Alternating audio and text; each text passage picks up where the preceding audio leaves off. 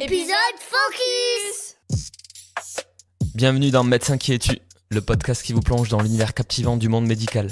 Chaque épisode vous offre un regard intime sur la vie des médecins, leurs défis dans le monde professionnel et leurs passions en dehors des salles de consultation. Je m'appelle Maxime Garcia, bienvenue et bonne écoute.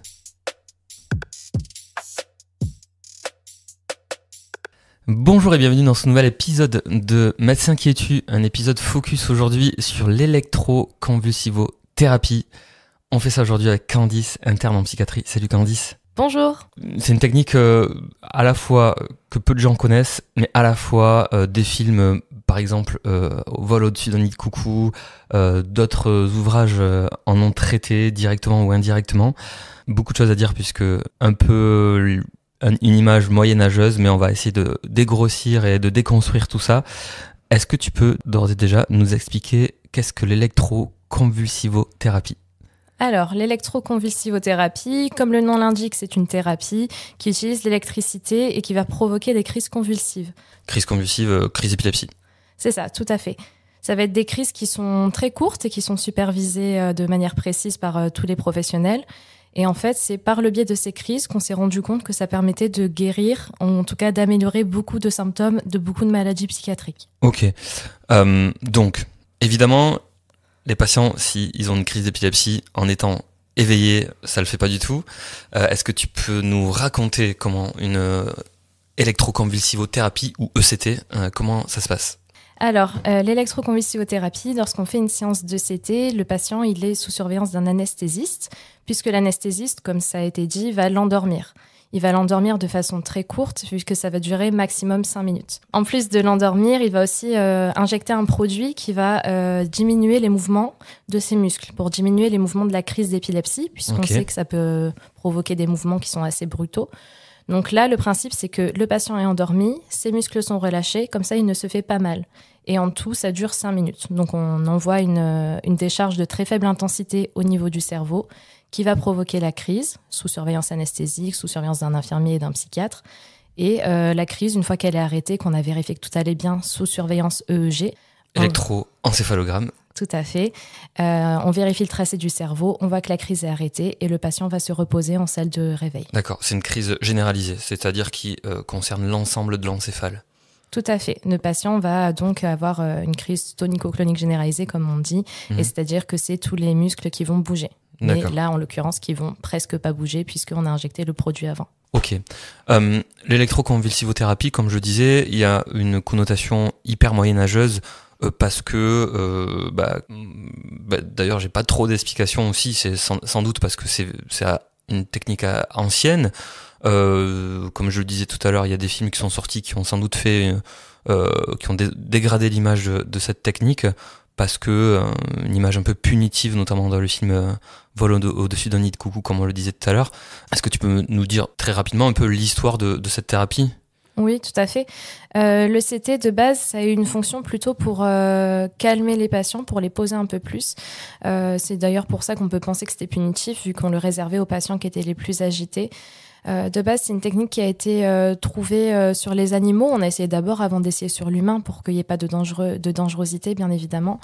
Et en fait, on s'est rendu compte, en le faisant au fur et à mesure, même si c'était pas les mêmes modalités à l'époque, que ça guérissait certains patients de leurs symptômes psychiatriques. Il y a aussi toute une histoire qu'on peut faire en lien avec un ancien prix Nobel où en fait on provoquait des hypoglycémies chez les patients qui étaient donc malades au niveau psychiatrique et en fait on s'est rendu compte que cette thérapie pouvait soigner certains patients. Okay. Ce qui est assez marrant, c'est qu'on se rend compte que quand on fait des hypoglycémies trop profondes, on peut faire des crises d'épilepsie. Donc on peut faire un lien en se disant est-ce que ce serait pas les crises d'épilepsie dues à l'hypoglycémie qui auraient guéri les patients. D'accord.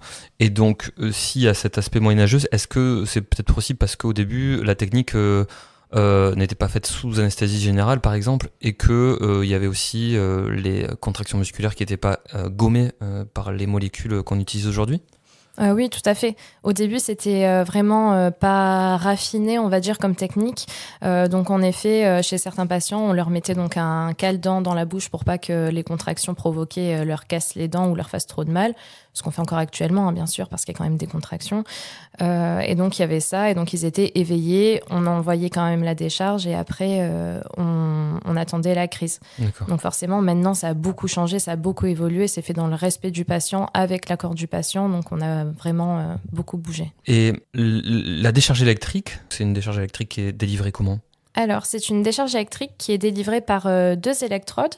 Donc, en fait, c'est 2 manchettes, dont une qui a un bouton et qu'on met de part et d'autre du crâne sur le front. Et donc, on appuie sur le bouton pour déclencher la charge, qui est donc faible et qui est calibrée en fonction de chaque patient, qui a été déterminée au préalable. Donc, on envoie la décharge qui dure maximum 8 secondes et qui, après, donc, va provoquer la crise. Ok. Donc, il y a différentes indications. Est-ce que tu peux nous les donner pour savoir qui va pouvoir profiter de cette technique, de cette thérapeutique ? Oui, bien sûr. Alors, les indications, celles qu'on connaît le plus, c'est dans la dépression résistante. Donc, résistante dans le sens où ça résiste au traitement médicamenteux. Donc là, on peut la proposer. C'est assez efficace. Résistante médicamenteux à plusieurs lignes. Il faut qu'il y ait eu plusieurs lignes, plusieurs types de molécules utilisées ? Ouais, généralement, on dit que c'est résistant lorsqu'il y a eu au moins 2 molécules de classes différentes qui ont été essayées. Donc, c'est 2 antidépresseurs de classes différentes utilisées à posologie et à durée efficace. Ok. Donc là, on peut le proposer. C'est quand même un espoir puisque pour les patients, on a autour de 80% d'efficacité si le patient répond aux critères, ce qui est assez énorme pour la dépression. 80% d'efficacité de l'ECT. Oui, tout à fait. Incroyable, ok. Les autres indications, on l'utilise aussi dans le trouble bipolaire. Dans le trouble bipolaire, ça va être donc le trouble bipolaire, c'est caractérisé par des phases hautes, dites maniaques, et des phases basses, dépressives. Donc ça marche aussi bien dans la dépression que dans la manie. Donc ça peut aussi être utilisé lorsque le patient est en phase maniaque, ce qui est plutôt inattendu, mais là ça va être plutôt chez le patient qui est résistant. Ok. Également. D'accord. Il y a toujours visiblement cette notion de résistance parce que c'est pas la première thérapeutique, elle fait pas partie des premières lignes thérapeutiques en tout cas. C'est ça. Généralement, on essaie les traitements médicamenteux puisque ça reste une technique qui n'est pas anodine. Et donc, on essaie les traitements médicamenteux, mais chez certains patients qui, par exemple, ont déjà eu des ECT chez qui ça avait fonctionné, on peut y retourner direct sans réessayer de nouvelles lignes de traitement. D'accord. Les indications, on poursuit. Qu'est-ce qu'il y a d'autre ? Alors, ça peut également être utilisé dans le trouble du spectre de la schizophrénie, mais ça va agir surtout sur ce qu'on appelle les symptômes positifs. Donc, c'est-à-dire les symptômes qui sont plutôt rajoutés à la normale. Donc, ça peut être les hallucinations, les idées délirantes, ce genre de choses. D'accord. Donc là, c'est également dans le cadre de la résistance. Traitement médicamenteux. Et une efficacité pour le trouble du spectre de la schizophrénie, ça va être une efficacité qui est plus basse. On est plus autour de 40%. Et par contre, ça va être quelque chose qui prend plus de temps à agir. Il y aura besoin de plus de séances généralement. Basse, mais 40%, on reste quand même sur des valeurs assez hautes pour des thérapeutiques en médecine. Toutes les thérapeutiques n'ont pas 40% d'efficacité, donc ça reste... quand même assez élevé. Ok, on poursuit sur les autres indications. On peut également l'utiliser dans le cadre du syndrome catatonique, qui est un syndrome transnosographique. Ok, alors, catatonie, tu nous expliques ? Oui, alors la catatonie, il y a plusieurs origines. Ça peut être très bien somatique, donc c'est-à-dire non psychiatrique, comme à l'origine d'un trouble bipolaire ou d'un trouble du spectre de la schizophrénie. Et de ce fait, étant donné qu'il y a plusieurs origines possibles, il y a des symptômes qui sont très variés. Ça va de l'idée qu'on a globale de la catatonie du patient qui est complètement figé dans son lit, qui n'interagit pas avec son environnement, qui ne répond pas, jusqu'à le patient qui est de l'autre versant du spectre, qui a une agitation non dirigée, qui est complètement désorganisée. C'est difficile à diagnostiquer de ce fait, mais lorsqu'on y arrive, les ECT ont une très bonne efficacité dessus. Ok. Et transnosographique, ça veut dire que ça appartient, c'est un signe qui est observé dans différentes pathologies différentes. Ok. On poursuit avec les indications. Qu'est-ce qu'on n'a pas évoqué comme indication ? Là, on a fait à peu près le tour. Il y a des études qui sont en cours sur d'autres pathologies, d'autres syndromes, mais pour l'instant, on n'a pas trop de résultats. D'accord. Donc, pour faire la différence entre une technique moyenâgeuse et une technique qui est utilisée en 2024 avec l'EBM, Evidence-Based Medicine, c'est-à-dire la médecine basée sur les preuves, il faut donc des preuves, et je pense savoir que c'est une technique qui a démontré ses preuves lors des différentes études qui ont été menées pour évaluer tout ça. Oui, tout à fait. C'était donc ce que je mentionnais. On a des études qui ont été faites avec la comparaison entre CT et abstention thérapeutique. Donc, c'était les pourcentages que j'évoquais, où on est autour de 80-100% dans le syndrome catatonique, ce qui est énorme. Étant donné qu'on n'est pas à 100%, on ne peut pas l'utiliser comme diagnostic. Mais c'est quand même une réussite qui est quand même majeure. Au niveau de l'épisode dépressif, on est autour de 80%, d'autant plus si l'épisode dépressif a des caractéristiques mélancoliques ou psychotiques. Et ensuite, au niveau de la schizophrénie, on est plus autour de 40%. D'accord. Tout ça, donc, basé sur de la littérature, de la bibliographie hyper documentée. Et donc, ça nous permet aussi de faire une différence avec de la médecine ancestrale qui était empirique, qui pouvait être remise en question assez facilement, alors que maintenant, si c'est utilisé, c'est surtout parce que ça a été prouvé et que la littérature semble assez riche. Ok.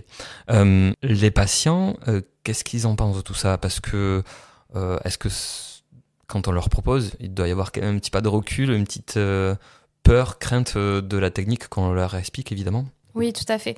Et justement, cette peur vient en grande partie de l'imaginaire collectif qui a été pas mal assailli par Vol au-dessus d'un nid de coucou. Donc, on est encore aujourd'hui en train de lutter contre les représentations dues à ce film qui est quand même assez ancien. Donc les patients, on leur explique tout. Il y a en effet au début une petite peur du fait de cette notion sociétale. Par contre, quand on le reprend avec eux, quand on leur explique que c'est sécurisé, quand ils rencontrent l'équipe, puisque donc là au CH de Charles Perrin, on a la chance d'avoir une équipe qui est très informée, très formée et qui surtout est très bienveillante, ce qui est globalement le cas en psychiatrie, donc on a de la chance. Donc les patients ont un petit peu de peur, puis ils rencontrent l'équipe, puis on leur explique, on fait le point avec eux. On a également la chance d'avoir une vidéo qui a été tournée au sein du service de Charles Perrin qui recueille des témoignages de patients et qui donc reprend aussi toutes les indications. Les patients, quand on en parle avec eux, il y a cette appréhension. Une fois qu'ils ont eu le soin, qu'ils ont donc rencontré l'équipe, ça va beaucoup mieux. Ok. Donc là, il n'y a pas de crainte qui se reproduit. Il se réveille de cette électroconvulsivothérapie. En combien de temps, ça doit dépendre de l'indication, mais en combien de temps on observe l'efficacité? Alors, en effet, ça dépend de l'indication, puisque, par exemple, dans les syndromes catatoniques, c'est très rapide, puisque, en fait, c'est pour ça qu'on le privilégie souvent quand les patients ne mangent plus, ne boivent plus, vu qu'il y a un risque vital à court terme. Donc, on va plutôt aux ECT rapidement. Okay. Ça peut être en 2-3 séances, sachant que le format, c'est 2 séances par semaine maximum. D'accord. Pour la dépression, c'est rapide également. Bien sûr, ça dépend de chaque patient, mais c'est plus lent que le syndrome catatonique, mais plus rapide que la manie ou le trouble du spectre de la schizophrénie. Le trouble du spectre de la schizophrénie, ça met quand même plus longtemps. En sachant que... Alors déjà, pour la dépression, ça veut dire quoi à peu près la durée d'efficacité? On ne sait pas trop. Ça dépend vraiment de chaque patient, sachant que du coup, comme je l'ai dit, ça marche mieux s'il y a des caractéristiques mélancoliques ou psychotiques. Donc là, ce sera plus rapide. Si c'est une dépression résistante qui évolue depuis longtemps, ça mettra plus de temps. Ok, très bien. Et ils en pensent quoi, eux? Parce qu'ils observent probablement l'efficacité. Donc c'est sans doute sur la vidéo dont tu parlais qu'on peut observer leur retour. Mais je suppose qu'il y a une satisfaction quand les symptômes psychiatriques sont gommés. Oui, tout à fait. Mais j'aime bien utiliser cette expression, mais c'est vrai qu'elle paraît exagérée, mais c'est vraiment qu'ils le revivent. Étant donné qu'avant, c'était les symptômes de la dépression, par exemple, où ils n'arrivaient plus à fonctionner, ils n'arrivaient plus à faire les choses, ils n'arrivaient plus à manger, à trouver du plaisir. Et donc là, on fait une espèce de remise à zéro au niveau des symptômes, au niveau de leur vie. Donc, ce qui est plutôt pas mal. Eux, ils sont soulagés surtout. Je pense que c'est surtout ça qui les marque. Et ce qui fait qu'une fois qu'ils ont eu leur cure, qui est maximum de 20 séances, une fois qu'ils ont eu leur cure, on voit qu'ils sont plus en confiance et ils savent que s'il y a besoin de refaire pour une raison ou pour une autre, parce qu'il y a une rechute, ils auront beaucoup moins peur du processus et surtout, ils connaîtront les bienfaits. Ok, très très clair. Les effets indésirables. Est-ce qu'il y a des choses qui peuvent mal se passer très mal se passer ou pas? Très mal se passer, c'est rarissime, d'autant plus qu'on élimine les contre-indications avant de proposer les ECT. Donc pour que ça se passe très mal, il faudrait qu'on soit passé à côté de quelque chose généralement. C'est quoi les contre-indications? La seule contre-indication majeure, c'est l'hypertension intracrânienne. Ok. Donc pour cette raison, on fait un scanner cérébral obligatoire avant de commencer la cure d'ECT. Pas les antécédents d'épilepsie? On peut faire de l'ECT chez un épileptique par exemple? Mais justement, c'est intéressant parce que les ECT, au fur et à mesure qu'on les fait, ont tendance à augmenter le seuil épileptogène. Ok. Donc limite, ça pourrait être une thérapie, mais bon, en réalité, on le fait pas parce que c'est Donc, pas réalisable. Augmenter le seuil épileptogène, ça veut dire qu'on éloigne la possibilité qu'une crise d'épilepsie se déroule. Tout à fait. Donc intéressant. C'est pas du tout contre-indiqué pour les patients épileptiques. Mais on demande quand même généralement un EEG, donc au repos, donc électroencéphalogramme dont on a déjà parlé, pour voir ce qui se passe, pour savoir d'où on part. Ok. Concernant les effets indésirables, du coup, moins graves, ou en tout cas au long cours, est-ce qu'on a de la littérature là-dessus? Oui, on en a. Les effets indésirables, déjà, il y a tout ce qui est inhérent à la crise convulsive, puisque donc il y a souvent une confusion qu'on dit post-ictale. Donc cette confusion, ça va être le patient qui va donc être un peu perdu, un peu désorienté suivant la crise. C'est pour ça qu'on le garde en salle de réveil pendant un moment pour observer. Une fois qu'il va mieux, on le passe en hôpital de jour. Donc ça, c'est de l'histoire d'1 heure à peu près. Ok. Donc ça dure pas toute la journée, ça dure moins longtemps, quelques heures au maximum. Donc il y a cette confusion. Il peut y avoir des crampes musculaires, ce qui est normal, puisque donc il y a une convulsion, même si elle a été minimisée par les traitements. Et après, niveau effet secondaire plutôt à long cours, ça va être au niveau des troubles de la mémoire. Donc ça a été documenté. Ça va être avoir du mal à se souvenir de certaines choses. Ce qui est documenté à long terme, finalement, ce qui reste 1 an et demi après, c'est un peu des troubles de la mémoire autobiographique dans les 6 mois autour de la cure. Ok. Donc, mémoire autobiographique, ça veut dire le patient qui se souvient pas forcément de ces récits, de ces événements de vie. C'est ça, tout à fait. Très bien. Est-ce que c'est une technique qui est bien implantée en France, ou elle appartient et elle est en place dans des centres spécialisés, ultra spécialisés? On en est où en fait? Alors, c'est beaucoup plus développé depuis peu de temps. Il y a plein de structures qui veulent justement se l'approprier, ce qui est plutôt une bonne chose si on me demande mon avis. Au niveau des centres qui le font, donc il y a les CHU qui généralement, donc centres hospitaliers universitaires qui généralement ont une unité d'ECT, mais il y a aussi des cliniques qui commencent à en avoir et des centres hospitaliers périphériques. Okay. Donc ça se répand. D'accord, très intéressant, parce que dans ma petite recherche, j'ai vu qu'à un moment donné, évidemment, quand il n'y avait pas les recommandations et la littérature qui allait dans son sens, à un moment donné, la technique a quasi été éliminée de l'outil thérapeutique psychiatrique. Tout à fait. Maintenant, il y a moins de crainte autour de ça parce qu'on se rend compte que ça marche et ça marche bien. Ok, très très intéressant. Donc, on va vers une probable utilisation qui va en grandissant de l'électroconvulsivothérapie? Oui, tout à fait. C'est plutôt ce qui aurait du sens. En tout cas, ce qui est sûr, c'est que l'offre n'est pas encore, même si elle est dans plusieurs structures, elle n'est pas encore majeure puisque ça demande beaucoup d'organisation, ça demande beaucoup de présence médicale. Donc, on reste limité à ce niveau-là. Il n'y a pas tous les patients qui en auraient besoin qui ont recours, que ce soit donc par crainte du patient ou alors par mauvaise connaissance par les soignants. Enfin, c'est quelque chose sur lequel on est encore en train de travailler, tout ça, mais en tout cas, ça va, c'est un essor. Ok, très clair. Merci beaucoup, Candice. C'était passionnant. Est-ce que tu peux nous dire où est-ce qu'on peut trouver la vidéo dont tu nous as parlé de la vie des patients et leur expérience? Alors, la vidéo qui récapitule tout ça, c'est la vidéo qui s'appelle ECT Charles Perrins. Vous pouvez la trouver sur YouTube ou sur le site internet de Charles Perrins. Ok, super. Merci beaucoup, Candice. Merci à toi. Salut tout le monde. À bientôt pour de nouveaux épisodes. Voilà, c'était un épisode de Médecin qui es-tu. Merci d'avoir écouté. Je vous invite à vous abonner en cliquant sur la petite clochette. Comme ça, vous serez averti de la sortie de nouveaux épisodes. À bientôt.